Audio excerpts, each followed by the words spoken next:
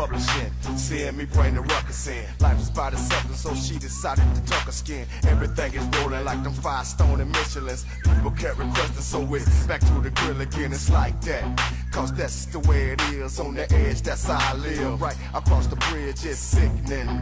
But I keep a certain code, cause I'm a Christian. Especially when I unload. Yeah, you know me, man.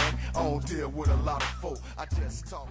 Welcome to 100 Yards of Football. I'm Vincent Turner. So let me introduce you to my very talented panel of experts. This gentleman to my side here was the 1999 Heisman runner-up to Ron Dane. He's broke every passing record. Can I say that one more time? Every passing record and total offensive record at Georgia Tech University. My man from Alvin, South Carolina, Mr. Joseph Hamilton. Glad to be here, man. Looking forward to it. Now, these other two gentlemen, they were teammates. The first one to bring up was the starting cornerback. As a true sophomore, he was, in my mind, a little bit like Darryl Green that played for the Washington Redskins, but he held his own. He's got one of the best books out there, the Student Athlete Playbook. He's the author. Get the book. It's at Amazon. And he's a very talented individual. My man, one of my best friends here in the Atlanta metro area, Mr. Barry Brown. Hey, yes, sir, Mr. Football. Thank you, my brother. And finally, his high school teammate. This gentleman is in the clothing business. He runs one of the top stores here in the metro Atlanta area, Burlington, and they sell a lot of good-looking clothes out there. And as you see, he's probably the most dappiest on our set today. Yeah. Now, the thing I like about this gentleman, he was also a member of the 1987 team at Morrill High School. The gentleman played nose tackle, and then he played running back on offense, and he was the fastest. Can I say the fastest player on the team? My man, Mr. Cornell Hardy. Glad to be here. It's such a blessing to be here, man. Appreciate you. Yes, sir. And I like to be with beside of greatness, man. Greatness, take the hand of greatness. Don't that young man right there look greatness? Look at him, distinguished, got the glasses on. He like a politician today. Discounts. I can't wait to exchange contacts with him because I got a few events coming up here soon as far as weddings and things like that, and I can get very dapper with his expertise. You watching us here live here at RollingOut.com. We are 100 Yards of Football. Let's get this party started. Gentlemen, we're going to get into college football. The biggest game on the horizon is going to happen actually tomorrow at 4 o'clock. The Auburn Tigers, we call them Killer Tigers now, they're going to play the Georgia Bulldogs. They played 3 weeks ago. And at the time, Georgia was really riding high. And everybody thought Georgia was a team that could go undefeated in the conference and then win this game. And it was on the course to play Alabama. Right. But this Auburn team has kind of really changed a lot of people thinking. Gus Malzahn has shown you that this Auburn team is not what I looked at this team in the last years, a finesse team. This is a really good football team that's dominant on both lines of the scrimmage. So, their quarterback, Mr. Hamlin, Jared Stidham, to me, is playing better than anybody in the country right now at that position. That includes Baker Mayfield at the University of Oklahoma. If you look at the overall resume, I got you. So, break it down to us, man. Auburn and Georgia on Saturday. Well, what happens is that, it's going to be a physical bloodbath. It's a bloodbath game. In the trenches, offensive line, defensive line. And it's going to come down to when you're talking about quarterbacks. And I think Stedman has the edge. You know what I mean? When you're talking about the guys got to make the plays downfield, when the guys got to get off coverage. And I looked at the coach's film. I didn't look at the film we watch on TV, which I watched it on TV, but I like to go back and see it like a coach, from a different view and just watching plays. And Georgia wide receivers couldn't get off coverage. It was press. It was 9 in the box. It was Stackhouse. Can you run it? I don't care if you got Swift. I don't care if you got Michelle. I don't care if you got Chubb. I don't care. We stack in the box. So can you beat me from? It wasn't just from. A lot of people said bench from wide receiver wasn't getting open. I think Stedman, still the healthy Kerryon Johnson. That was a workhorse. He carried the ball 30 times. Okay? Now, when they tried that running back by committee early in the season, it didn't work out too well because he shared carries But I'm telling you, Kerryon Johnson, the offensive line was massive holes. Right now, I got Auburn, man. This is a day away, man. I got Auburn just coming downhill because I think a lot of people from Georgia has been in that bloodbath. When I got beat and when I got scarred, do I want some more? That's what I'm waiting to see for Georgia. Do you want to get back in that physical fight, that physical bloodbath, or you? I don't want no more of that guy. That's the question. That's the question. Talk to me. Talk to me. Well, question before I put it on Coach Brown. But I have been saying it all along. I'm going to get back to you, Mr. Hamilton, and I don't mean to put you on blast today, but I am, because you were so high on Jake Fromm. And I told you that it was going to come down, him being a true freshman, it was going to be a team out there that was going to be physical, and we was going to see Georgia really what they were about offensively. Now, when I look at this game, it's amazing that you picked Auburn, because you've been riding Georgia all year long, and I told you that Georgia needed to get that other young man out of the Washington area who got that cannon on, Mr. Jacob Eason ready, and you wouldn't have this problem. Why must I get him? What problem? Joe. I'll be 10-1. We're going to go to coach. Well, what problem? I'll be in the SEC championship game. What problem? Joe, he's a true freshman. But why? That's all I'm saying. And there's going to come a time in the season that he was going to get challenged and he couldn't make the throws and he was going to have problems, and it happened 3 weeks ago. I don't see nothing that's going to change in this game. But Coach Brown? Well, one thing from Coach Brown. These guys, when you talk about Godwin and when you talk about Kiddo Hardman and those tight ends, Isaac Nada, non-existent. And when you talking about those playmakers, where are they? You say Fromm, even Jacob Eason, where are they? Those guys wasn't getting off coverages. Coach, go ahead. I mean, when you play quarterback like that, like we got Brandon Moss and Jerry Rice out there. Come on now. Talk to us, Coach. Well, listen, guys, y'all making some great points. The bottom line is, we cannot switch quarterbacks. The University of Georgia cannot switch quarterbacks at this time, Mr. Football. No, I'm That's not a bad idea. Well, listen what I said, and I tell you this on the radio show that we do on Saturday morning. Yes, sir. On 1570 WIGO.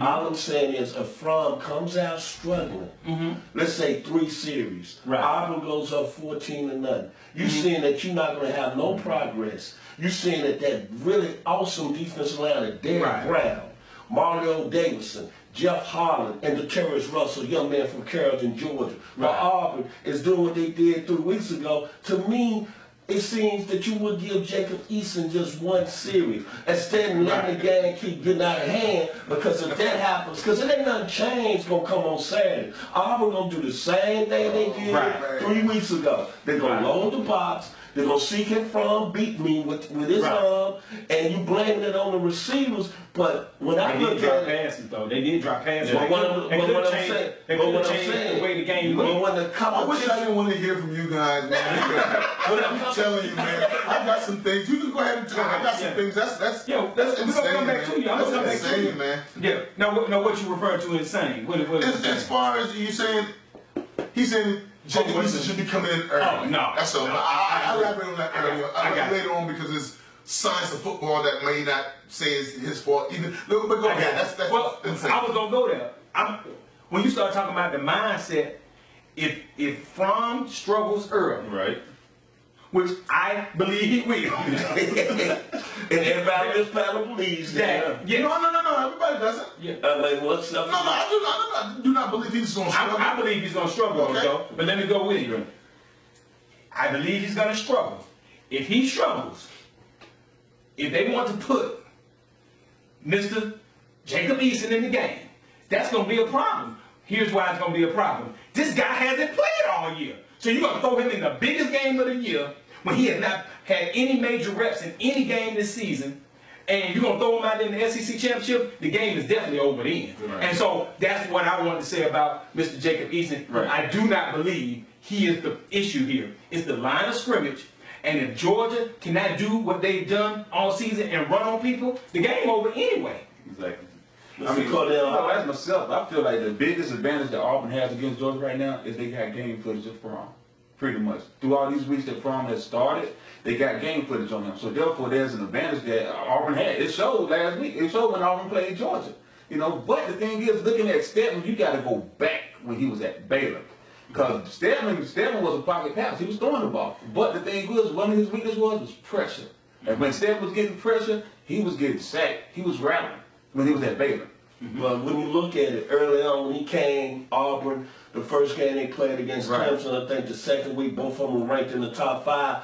They was putting it on Stedman. But Auburn's offensive line had not matured yet. Remember, they were starting to transfer. They had transferred from Jacksonville State in Casey Dunn, so their offensive line hadn't gelled yet. But once their offensive line is gelled, and y'all seen it the last 2 weeks, can I say, a.k.a. Georgia and a.k.a. Alabama, you saw what happened there. Stedman has played off the chain. And one thing that I think that's really going to be in this football game for Georgia, and all others, I think Georgia has the talent. I think, like Joe just mentioned, at the quarterback position, but on the defensive side for Georgia, they're going to have to really tackle better in space. Because that was one of the things that I saw. They had a lot of players they left out there defensively, and they didn't make tackles on Darius Slayton, Ryan Davis, Eli Stover, even Caron Johnson, they missed some tackles. This is going to be a game, to me personally. Missed them tackles? Yeah, I mean, they had... got juked out or something, but that's talent. That's talent. But what I'm saying is, Joe, you know what I'm saying?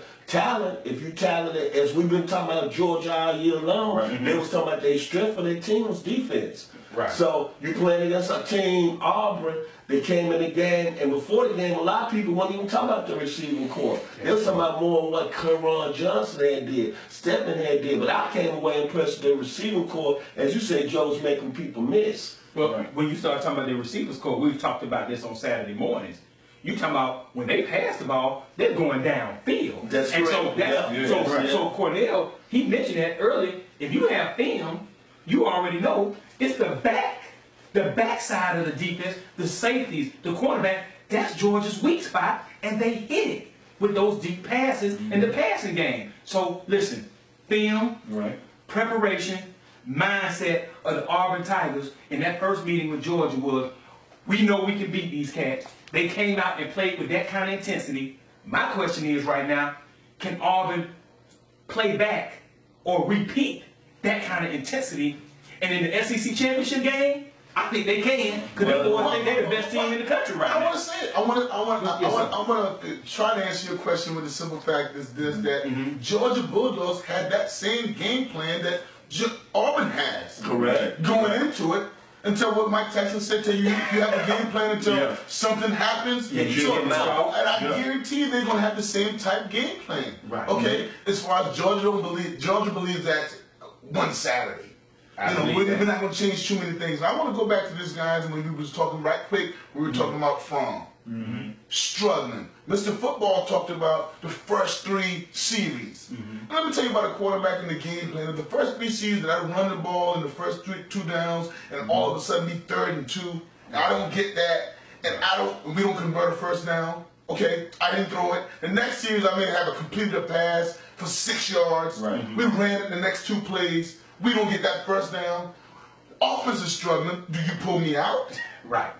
So it's almost not struggling goes to the extent to where if he's throwing, he's looking in his eyes. I love Clemens. Looking at, hey, are you ready? Is this moment too big? I mean, are you missing balls? Are you making things that uncharacteristically you don't do? Then I see it. Then I see it, man. I agree with that. I can't go in the game plan thinking other than from until I see something like a ghost. Exactly. That's what I said last show. I agree with you, Joe. That's the only way you take them out of the game. But on that circumstances, I totally understand what you're saying, but I'm going to stick to my point. This is the biggest game of the year for your team. Fromm has shown you against Auburn that without a running game, 46 yards on 23 carries 2 weeks ago against Auburn's defensive front, that we're going to have to run the ball to beat Auburn on Saturday. If that doesn't happen, the ball goes back in the Fromm hands. All I'm saying is that you don't sit there and your team is getting pounded and you go down 14-0 because you owe them seniors a lot. So, and I know you played the game. Who's Jacob Eason? I'm sorry. I mean, Jacob, is this Jacob Eason? This Jacob Eason played 15 games last year, 11, 8, and 5. Y'all like Jacob Eason. He hadn't been in the Mercedes-Benz. This is a new So shit. you saying the moment gonna be too big for him? It could be. That's what y'all saying. You guessing it, man. But yo, what I'm saying I'm not is, guessing, man. I know he's playing good ball. I know he's a very good, talented backup quarterback. Okay. Right now, he's number 2. Well, He's just as number 2 Steve Young was to Joe Montana. He's number 2. Joe, let me ask you this question. I'm gonna ask you this question, Joe. Going back, let's say the game, Auburn gets out 14-0. In the second quarter, Fromm comes back, throws 2 picks. You go down. There you go. You down 24-0. Then what you do? Now we're talking coaching in-game situation. Now That's you're giving me something. So now I'm looking at this guy.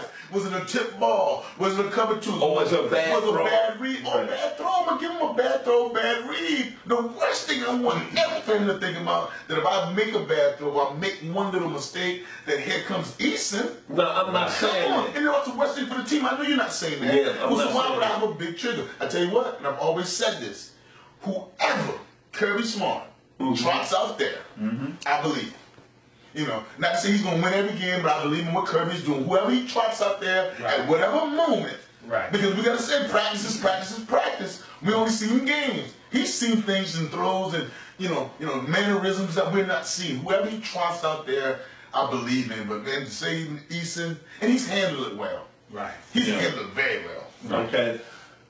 That being said, everybody, I'm taking Auburn. You are? Even if they switch the East? Okay.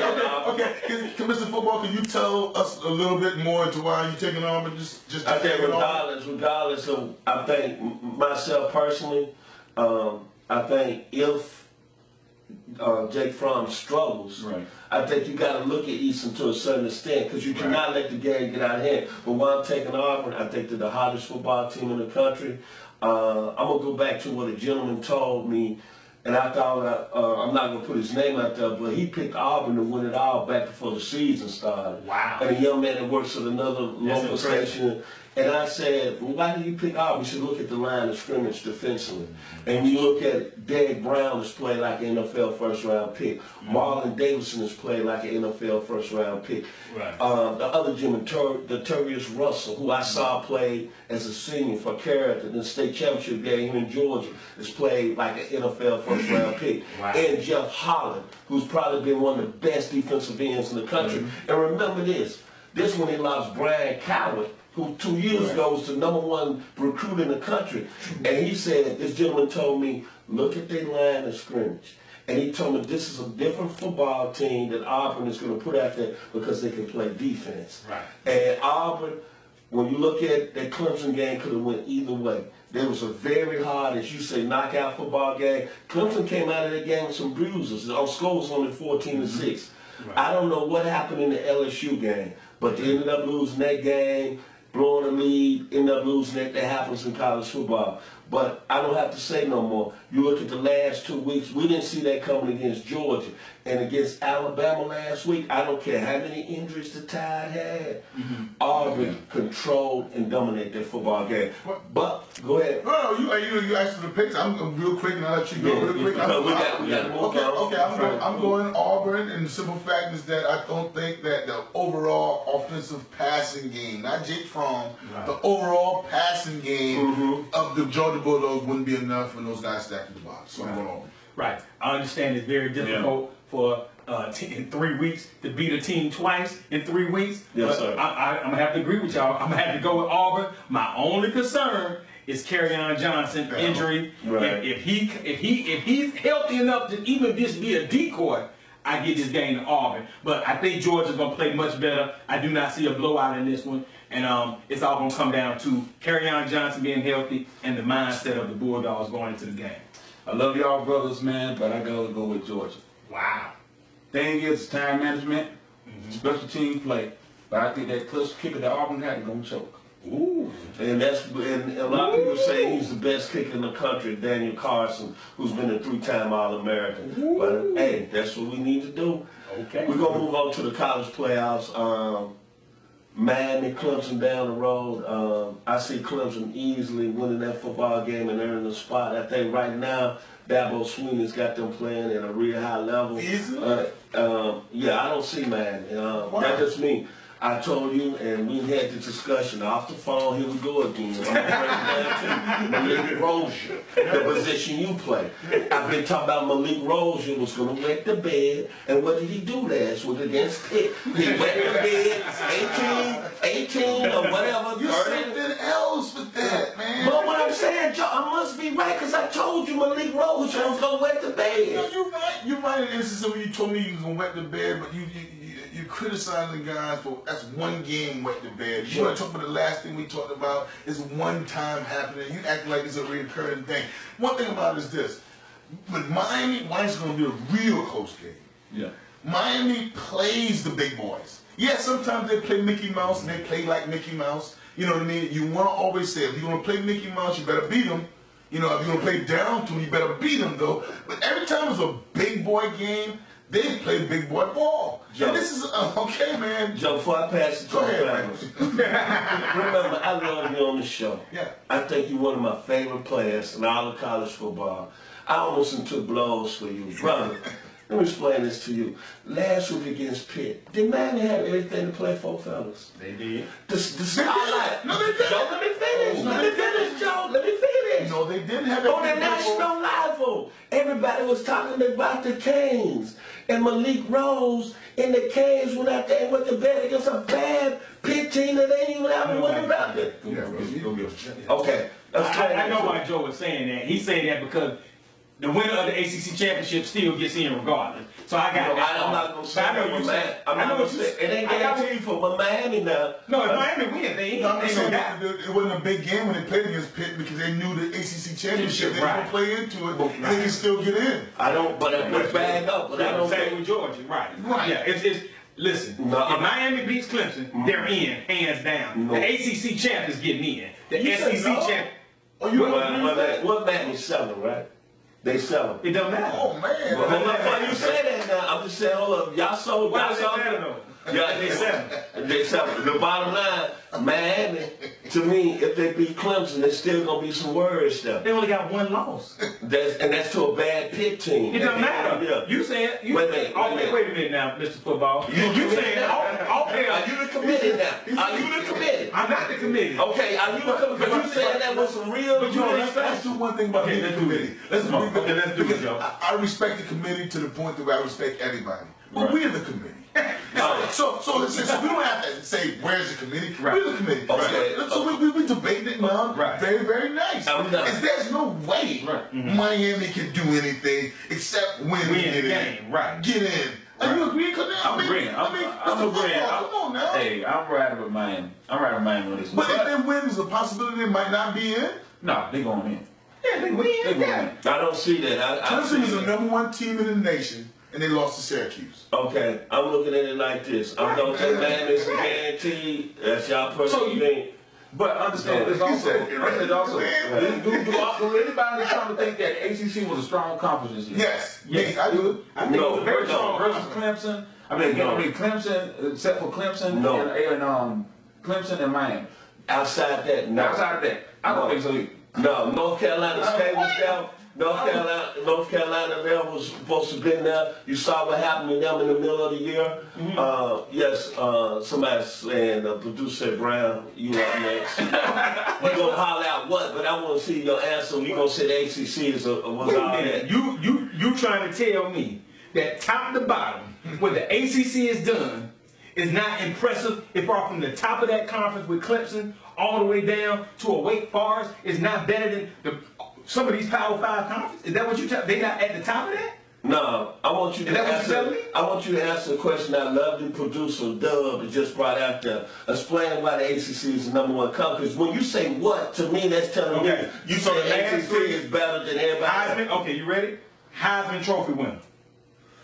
Florida State is down just because of a quarterback situation. They lost their mindset to be competitors this year. Okay, but if you look at this season, they had 5 to 6 teams ranked in the top 25 at the same time this year, easily. So when you talk about from the beginning of the season to now, the ACC has held its own with everybody in the country. You said when you say whoa, you mean from the top conference. From Clemson to the answer of the day. They are the reigning top conference in college football. Yes, sir. Ain't no doubt about it. Answer the day. You gonna sit here Yes, sir. and tell me, y'all looking at me, you gonna tell me that we talking about right now at this period, we got 2 SEC teams right now fighting for a spot. Right. Auburn You got Georgia. 2 ACC teams. Are you gonna let me finish? Are you gonna let me finish? Yes, sir. I gave you respect. Yes, sir. Let me get the ball. Respect you. Let me get the ball.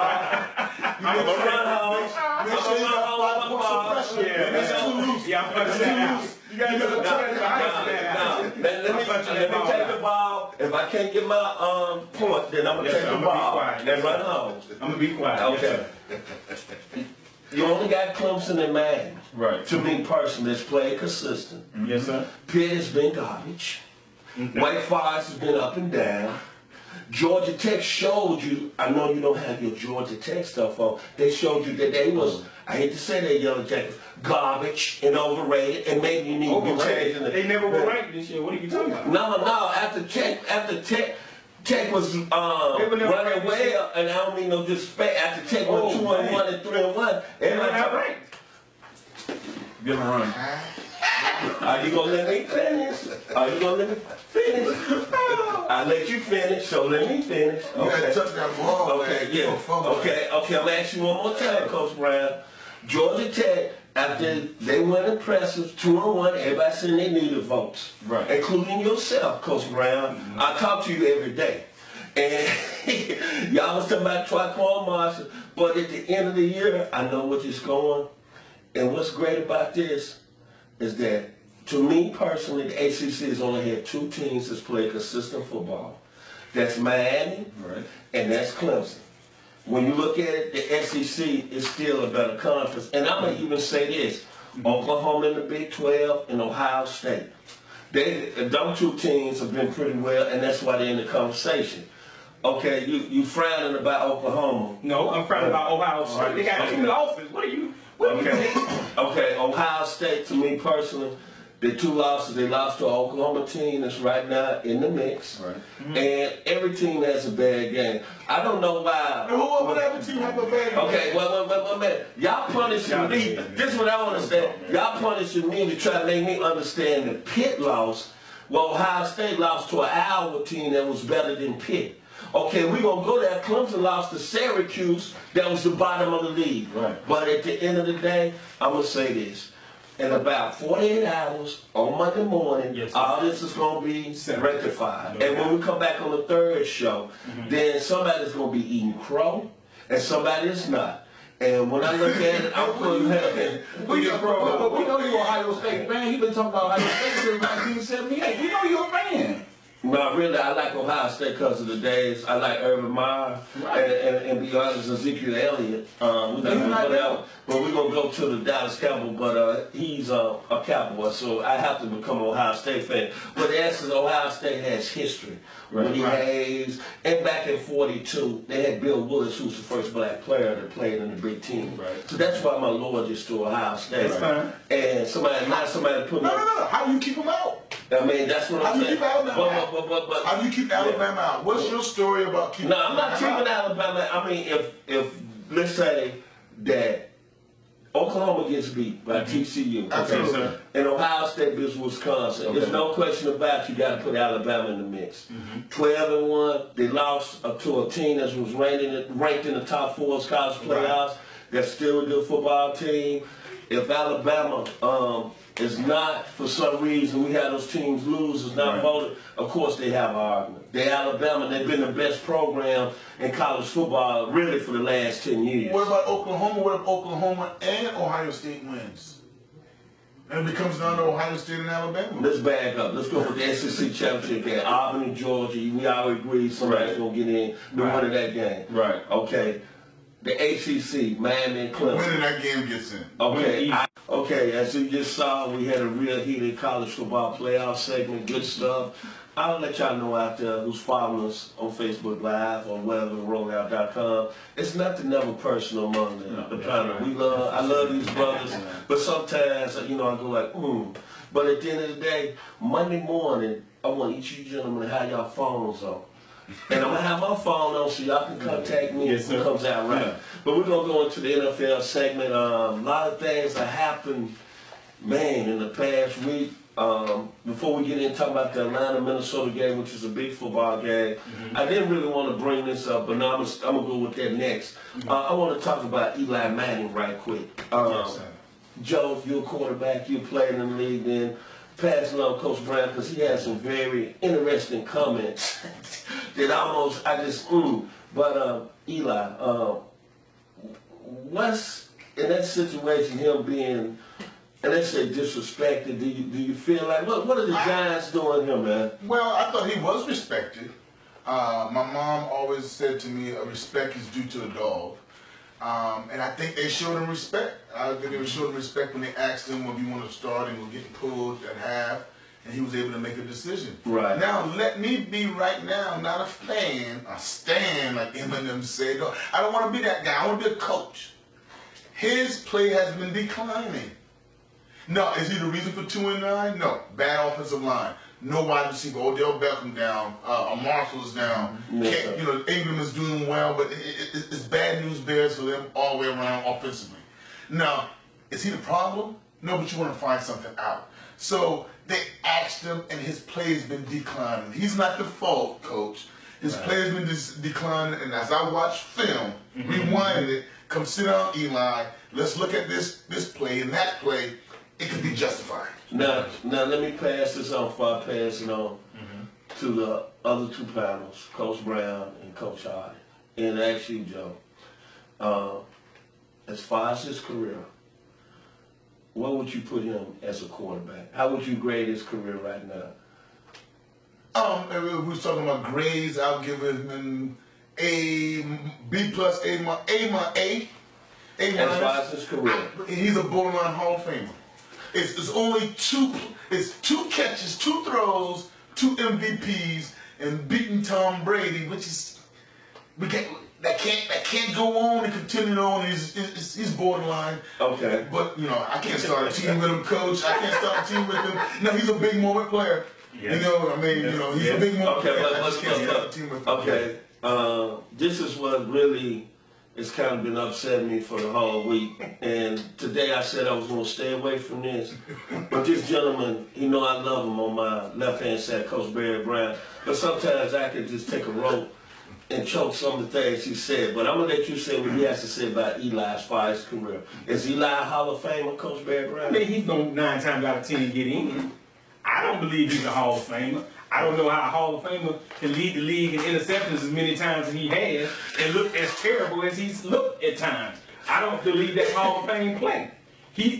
Joe, I'm so glad Joe made the comments he made because he is a big moment player. He has taken full advantage of his opportunities in the Super Bowl. I mean, nobody can deny that. However, if you look back at that Tyree catch, that was not Eli Manning. He just threw the ball up there.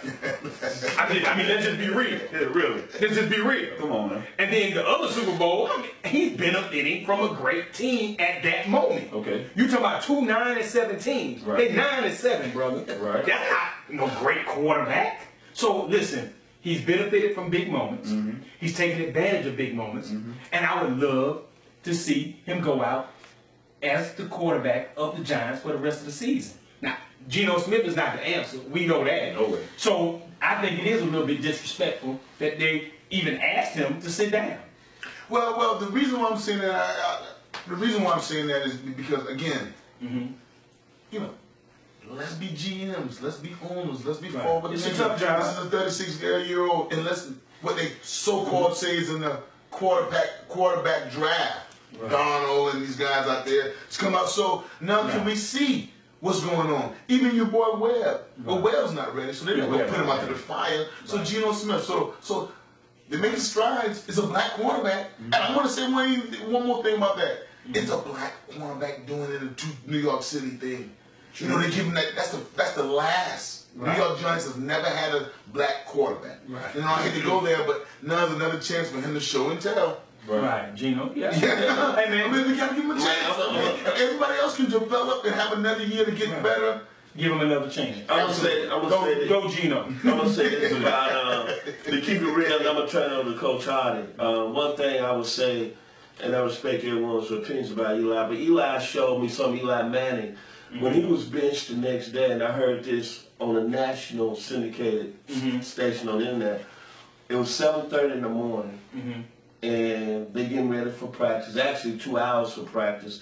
Davis Webb was in there, and somebody was going over the playbook with him. It was Eli Manning. Right. Yeah, I thought it was class A. Now, as far as Geno Smith, hopefully, I hope y'all haven't been drinking that sauce for the show today. But there's no way, anyway, in form Geno Smith gonna be an NFL quarterback. He proved y'all. I don't mean to get you upset, Joe, but he proved you. Coach, you go, coach. It had all the opportunities with the Jets to be a face. You're right. I mean, Geno Smith, man. I mean, if I'm the head coach of the Giants, and I got Eli right here that's not performing, I got Geno. Man, Eli, go back out there. Go back. I'm not gonna take that chance. But but the thing is also too is, Eli, you gotta humble yourself, man. You say you're 36 years old. Your players declining. The game is getting a little bit faster for you. Absolutely. So hey, man, what you want to do? We can go ahead and let you start and keep your record. Eli, no. Eli probably already know it's time. And before we move on, we got a little bit left in the show. Yes, sir. Well, I just want to say this. Let me make this last statement about Eli. This may sound crazy to some people out there, but here's the reality for me. Going back to him being the younger brother of Peyton Manning, all the way up going to Ole Miss. You're going to get a lot of hate, man. No. Basically, at the end of the day, guys, he's an overachiever, bro. He has overachieved in his career in the NFL. And I'm going to leave it there. I'm going to say this. That's why sometimes, remember, Eli played at Ole Miss. Oxford, Mississippi is only an hour from my home in Memphis, Tennessee. Eli, I'm not vouching for that. I'm not vouching for that, but we got to move on because we got to talk about the big game with the Falcons and the Vikings. But 2 receivers are going to be in the Hall of Fame voting when it comes back up after the Super Bowl. Right quick, gentlemen, who would y'all say and who would y'all take? Randy Moss or T.O. as a Hall of Fame? Terrell Owens. Wow. Randy Moss, hands down, no doubt about it. Randy Moss? Okay. Elaborate a little more? Okay. Terrell Owens. I'm looking at this. Terrell Owens has 154 touchdowns. He has more touchdowns than any receiver outside Jerry Rice. Okay. More yards. I think he's 3rd or 4th on the list. Don't get me wrong, Randy Moss was a fantastic talent, but I think Terrell Owens, on this voting, should at least be part of this class, based on his numbers. Him and Moss? No, if I had to take, I would take Moss over. I'd take T over. Come on, man. Right. Come on, man. Boy, okay, good. This is good for TV. It's good for TV. I like it. But Joe, Terrell Owens has 154 touchdowns, man. Well, that's second on the list. You're a Google guy, man. You're a Google guy. And what I mean by you're a Google guy, how many 1,000-yard rushes had T.O. had? What Randy Moss does to people is he's got those safeties deep, man. Get down there, and now you got to lift the coverage. There's 3 people you got to put on them. Excuse me. There's 3 or 4 people you got to put on them. T.O. never demanded that. I mean, you had to really put a safety on top, but that linebacker wasn't peeking and those type things. So, I mean, come on, man. Randy Moss, man. You're Mawson? You got T.O. in. Great point, my brother. Listen, let me say this, Mr. Football. Joe Cornelius, man, I'm just astonished at Mr. Football today. But listen, Moss is the ultimate game field stretcher. Preach. This guy has had the most big moments out of those 2 receivers. T.O. Moss has made more of an impact on the NFL game than T.O. And at the end of the day, T.O. is known as a whiner, so he's going to have to wait. I didn't want to go there. That's what the voters are looking at. I want to keep Now you got to. That's what the voters are looking at,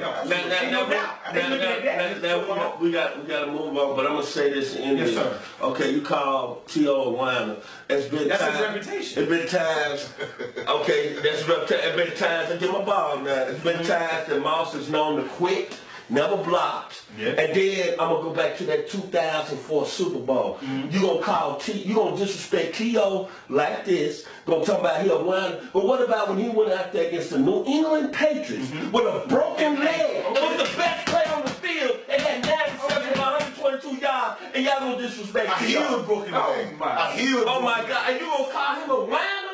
I'm looking at you, son, Coach Brown. Is he not a winner? No. Who's been the most consistent from the beginning of their career? I'm gonna ask you one more time. Who was the best player in the Super Bowl who sacrificed on a broke leg? And y'all gonna call him a whiner? Let's move on. Atlanta, Minnesota. Coach, you can lead off. What's the keys to the game, Coach Brown? Atlanta, Lord have mercy. Are you okay, my brother? I didn't mean to get your blood pressure up. Remember, 57, the most blood pressure, man. That is going to be. I think T.O. will get in, but he's not Let's getting move in. on. Let's move on. Let's move on. Atlanta, Yes, Minnesota. Let's Atlanta, move on. Minnesota. Here we go. Keys to the game. Listen, everybody. Atlanta's offense is on track.